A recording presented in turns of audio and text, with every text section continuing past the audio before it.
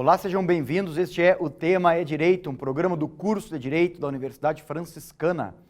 Mande querendo suas sugestões de pauta para direito@ufn.edu.br. Temos recebido e-mails com sugestões de convidados, pautas específicas, tudo relacionado ao mundo jurídico. Este é o foco central deste programa. Minha convidada de hoje, professora Gabriele Collin. Seja bem-vinda, professora.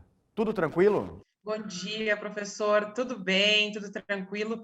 É um prazer participar do programa O Tema é Direito. Agradeço gentilmente o convite e espero que nossa manhã seja muito profícua.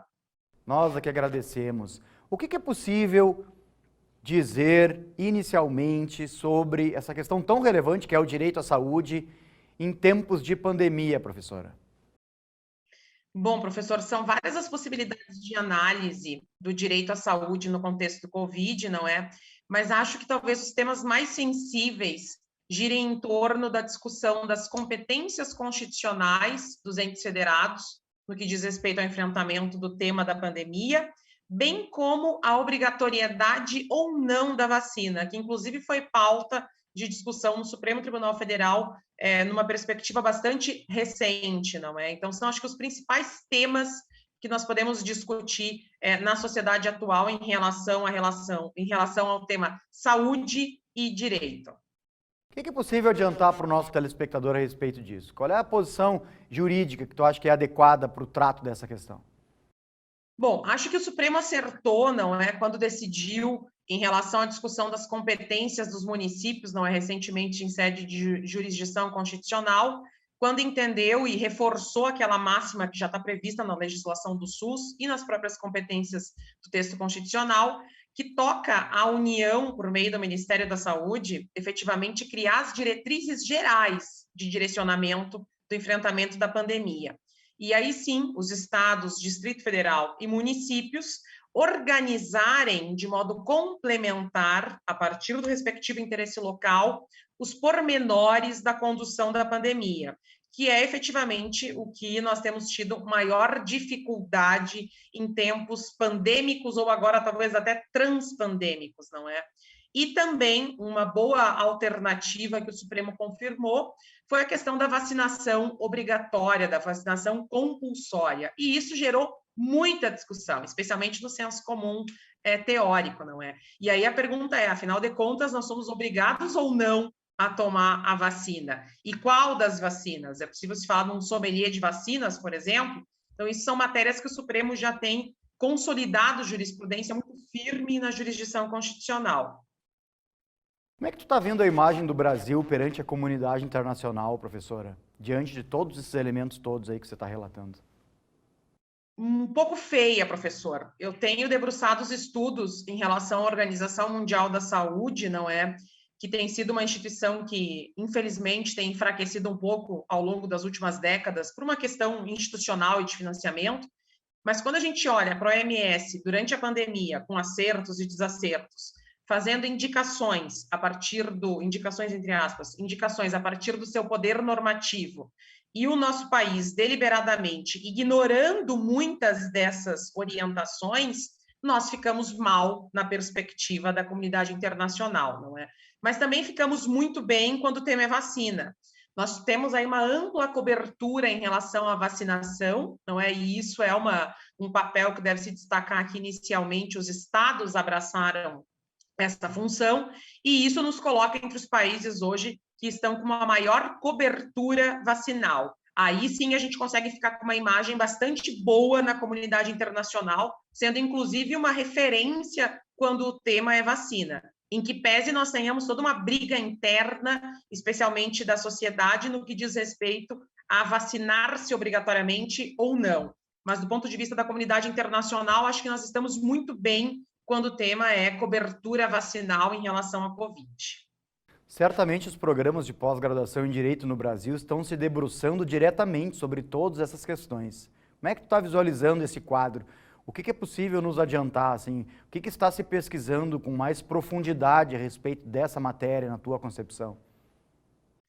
Bom, eu tenho visto em relação às pesquisas, não é? E até dos meus próprios orientandos também, dos orientandos de outros colegas nos programas de mestrado, que nós temos discutido muito agora em tempos de pandemia, em tempos de Covid, essa interface da bioética relacionada ao direito à saúde e ao direito individual e ao direito coletivo. Porque, veja, quando o Supremo Tribunal Federal começa a se pronunciar a respeito das ações diretas de inconstitucionalidade, fixando teses, não é, de forma muito excepcional em relação à vacinação, muitas discussões começam a surgir. Uma delas, por exemplo, é a questão do passaporte sanitário, que tem sido objeto de muita discussão no ambiente acadêmico, não é? A gente já tem bastante publicação, bastante pesquisa discutindo isso. E aí a vacinação compulsória, nessa interface do direito individual, da autonomia do sujeito, da bioética, versus, efetivamente, o interesse coletivo e a preocupação com a saúde pública, tem sido um tema bastante discutido. E aí as teses do Supremo ganham força, professor. Ou seja, é possível sim vacinação compulsória e isso não fere em nenhuma medida os interesses, os direitos individuais, não é? E aí, quando o Supremo assegura isso por meio dos precedentes já consolidados historicamente ao longo do Brasil, não é, no que diz respeito a outras crises sanitárias que nós tivemos, isso gera impacto na academia. A academia quer discutir, não é? Então, como é que vai funcionar essa obrigatoriedade da vacina? Então, uma das discussões que tem tido no meio acadêmico é: a gente vai falar de uma vacina obrigatória ou forçada? E aí entra em discussão a questão da intervenção no corpo. Bom, eu vou pegar as pessoas pelo braço, amarrar e tocar a agulha, a injeção? Claro que não. Essa vacinação compulsória não significa vacinação forçada. É possível a gente pensar sempre na recusa do usuário, não é?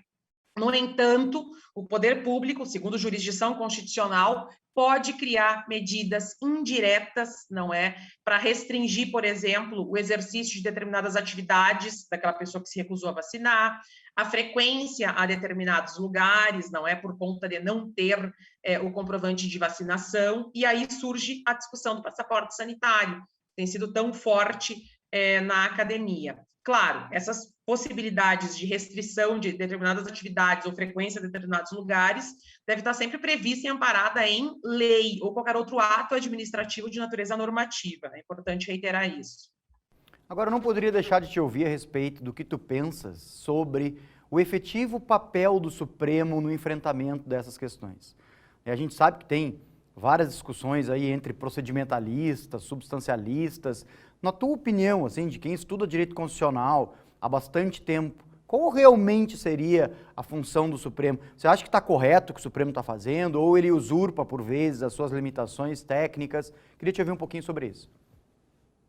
Bom, é um tema muito sensível, né, professor Cristiano? E acho que a discussão, se a gente vai trabalhar com uma posição procedimentalista ou não, também é muito delicada. É claro que é inegável que a gente vive nos últimos tempos, e não só agora em pandemia, uma verdadeira judicialização da política no Brasil, não é? Então, no começo dos anos 90, a academia começa, no Brasil, não é? Essa discussão já existia fora, mas no Brasil a gente começa a discutir com mais afinco, e se não me engano, as primeiras publicações são da professora Gisele Cittadino e logo na sequência do ministro Barroso, sobre essa excessiva judicialização. Bom, eu analiso a partir de uma perspectiva lumaniana, né, que é o meu marco teórico, Niklas Luhmann. Então, assim, é claro que o tribunal, toda vez que for provocado, não vai ter alternativa se não decidir. Isso é bastante óbvio, não precisa Luhmann vir nos dizer isso, porque a gente sabe. A grande questão é qual é o código binário que ele está utilizando para decidir, em português curto e grosso. As decisões do Supremo Tribunal Federal, elas estão sendo construídas a partir de uma perspectiva jurídica ou a partir de uma perspectiva social. Nunca na história desse país as pessoas souberam tão bem a composição do Supremo Tribunal Federal, sabem melhor a composição do Supremo do que do time da seleção brasileira de futebol. Isso é impactante. A gente está, então, diante de um Supremo que volta e meia é pressionado ou rechaçado pela opinião pública, ou a gente está diante de um Supremo que efetivamente tem que decidir e efetuar a jurisdição constitucional com independência. Esse é o grande impasse. Em vários momentos, obviamente, eu acho que eu enxergo muito mais sociedade do espetáculo, para usar a expressão do Guy Debord, do que qualquer outra coisa. Então, em alguns momentos, a gente percebe, sim, especialmente nessa briga de ego entre executivo e judiciário, que o Supremo Tribunal Federal, às vezes, fica muito mais refém de qualquer outra coisa que não seja direito. É claro que, em tempos de pandemia, as decisões do Supremo em relação ao tema saúde e Covid, me parece que foram acertadas, foram científicas, foram técnicas e foram, acima de tudo, jurídicas. Mas é claro que isso não quer dizer que o Supremo não erre em outras áreas, não é? Então, talvez a excessiva politização do Supremo Tribunal Federal acabe deixando a desejar o exercício da jurisdição constitucional em alguns temas. Mas, repito, em relação à Covid, eu entendo, humildemente entendo, que foram bons acertos as decisões do Supremo Tribunal Federal. Agora, o que talvez, eu também queria te ouvir sobre isso, nós devêssemos esclarecer para quem nos assiste, é que, claro, a gente pode criticar uma decisão ou outra do Supremo, isso é uma coisa. Mas outra coisa é a luta jurídica pela preservação de um tribunal constitucional dessa magnitude. Queria te ouvir um pouquinho sobre isso também. Com certeza. A crítica é sempre muito bem-vinda, não é? Mas é claro que a crítica tem que ser fundamentada. Então, eu sempre brinco com os meus alunos, né? No mínimo, para criticar, a gente tem que ter lido, não é? E o que nós temos aí é um verdadeiro cenário de uma democracia virtual, como alguns chamam, na qual as plataformas digitais, as redes, não é, digitais, acabam propiciando que se faça crítica a todo modo, a todo momento, e se acabe disseminando uma série de fake news, como a gente sabe que é uma realidade. E isso é um desserviço à democracia, porque, como tu bem disseste, algumas instituições, inclusive o Supremo Tribunal Federal, são essenciais para a manutenção do Estado Democrático de Direito. E, muitas vezes, essa excessiva crítica ou essa crítica falsa realizada no âmbito das redes sociais, sem muito cuidado, sem muito respeito, não é? A questão científica também, acabam enfraquecendo e esvaziando o sentido de instituições sólidas.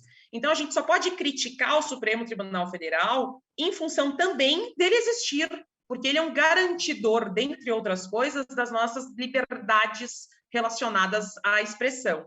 Então, quando a gente acaba enfraquecendo uma instituição sólida quanto o judiciário e deslegitimando uma instituição sólida, a gente está enfraquecendo a democracia.